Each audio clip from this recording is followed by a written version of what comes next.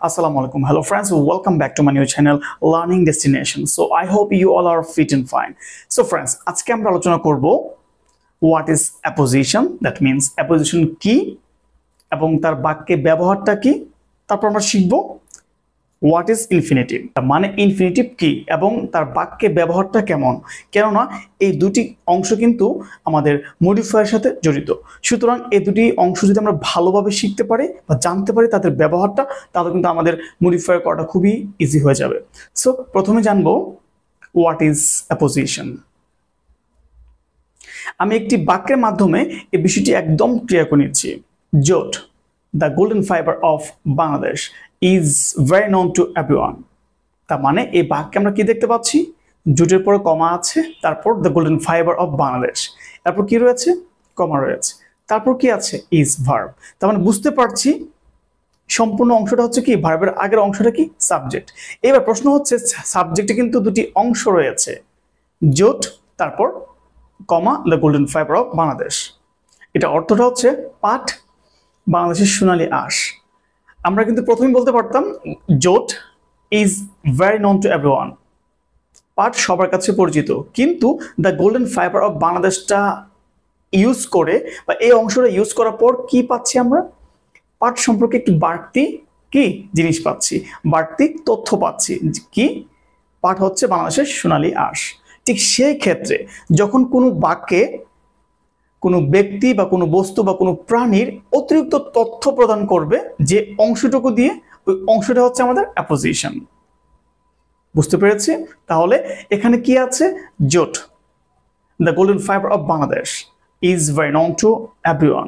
So এই বাক্যে the golden fibre of Bangladesh এটা হচ্ছে অ্যাপোজিশন। কেননা এই অ্যাপোজিশনটা কি করছে? জোটের অতিরিক্ত তথ্য বহন করছে। আর এই কারণে আমরা বলতে পারি জোটের অ্যাপোজিশনটাকে the golden fibre of Bangladesh. আর এটা আমাদের কিন্তু মডিফায়ার আসতে পারে, premodify the sentence with apposition. Clear? আমরা আরেকটা বাক্য দেখতে পারি, Dhaka, the capital city of Bangladesh is one of the most beautiful countries in the world. So Dhaka হচ্ছে বাংলাদেশের রাজধানী এবং এটি হচ্ছে পুরো পৃথিবীর অন্যতম একটি সুন্দর শহর। সো এই বাক্যে আমরা কি দেখতে পাচ্ছি? ঢাকা, আমরা কিন্তু বলতে পারতাম Dhaka is one of the biggest, Dhaka is one of the most beautiful countries in the world. না বলে কি বলেছি? Dhaka, the capital city of Bangladesh, তারপর কিন্তু আমরা ভার্ব নিয়ে এসেছি। তার মানে কি বুঝতে পারছি আমরা? এই সাবজেক্টকে ঢাকা, এই ঢাকাটাকে অতিরিক্ত তথ্য প্রদান করেছে কে? বা ঢাকা সম্পর্কে আমরা কি পেয়েছি বাড়তি? The capital city of Bangladesh, তার মানে বাংলাদেশের রাজধানী। সুতরাং এই বাক্যের অ্যাপোজিশনটাকে ঢাকা, এই সাবজেক্টের অ্যাপোজিশনটাকে the capital city of Bangladesh. তার মানে কি বুঝতে পারছি? যখন কোনো ব্যক্তি, কোনো বস্তু, কোনো প্রাণীর সম্পর্কে অতিরিক্ত তথ্য প্রদান করা হবে বা আমরা কিছু বিষয় আলাদাভাবে পেয়ে যাব, ওই সাবজেক্টটাকে, ওই ব্যক্তিটাকে, বস্তুটাকে বা প্রাণীটাকে একটু ভালো করে চেনার জন্য, ঠিক সেই অংশটা হচ্ছে আমাদের অ্যাপোজিশন। সো ফ্রেন্ডস, এবার চলে যাব আমরা ইনফিনিটিভে। তার মানে হোয়াট ইজ ইনফিনিটিভ এবং বাক্যে কিভাবে, বাক্যে এটার ব্যবহারটাই বা কেমন।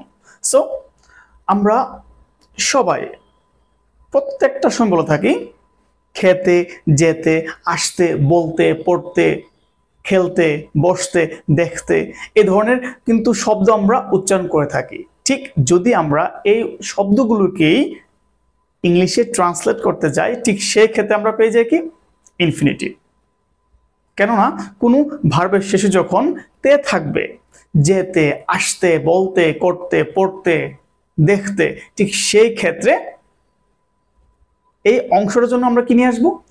Two plus V1, two plus মূল ভার্বের বেস ফর্ম বা মূল ভার্বের প্রেজেন্ট ফর্ম। ঠিক আছে? তাহলে আমরা কি শিখতে পেরেছি? ইনফিনিটিভটা আসলে কি? টু প্লাস মূল ভার্বের বেস ফর্ম অথবা মূল ভার্বের প্রেজেন্ট ফর্ম। তখনই আমাদের অর্থটা হয়ে যাবে তে। ক্লিয়ার? যেমন যেতে, যাওয়া ইংলিশটা কি? গো, আর যেতে ইংলিশটা কি? To go. বুঝতে পেরেছি? কিছু এক্সাম্পল আমরা দেখে নিই। আসতে, তাহলে কি বলবো? To come. যেতে, টু গো। বলতে, to say or to tell. লিখতে, টু রাইট। শিখতে, টু লার্ন। এই যে দেখতে পাচ্ছি to go, to come, to learn, to watch, to write, এই যে শব্দগুলো 2 + v1 2 + v1 এইটাকে বলা হয় ইনফিনিটিভ। আর এই অংশটুকু বসে অর্থ প্রকাশ করে কি, যেতে, আসতে, বলতে, খেতে, পড়তে, দেখতে। ক্লিয়ার? তাহলে একটা এক্সাম্পল দেখা যাক। যদি আমি বলতে চাই আমি খেতে চাই, তাহলে কি হবে? I want to eat। I want, আমি চাই, কি চাই? খেতে, to eat। তাহলে এখানে কি ব্যবহৃত হয়েছে? 2 + v1, এটাকে বলা হয় ইনফিনিটিভ। এবং এটা আরেকটা নাম আছে নন ফিনিট ভার্ব। আমি যেতে চাই, I want to go। আমি খেতে চাই, I want to eat। আমি পড়তে চাই, I want to read। আমি শিখতে চাই, I want to learn। এই যে দেখতে পাচ্ছি to eat, to go, to learn, এটাই হচ্ছে আমাদের ইনফিনিটিভ। তাহলে আমাদেরকে মডিফায়ার বলতে পারে যে pre modify the verb, post modify the verb with infinitive. তার মানে তখন আমাদের কি করতে হবে? 2 + v1টাকে নিয়ে আসতে হবে।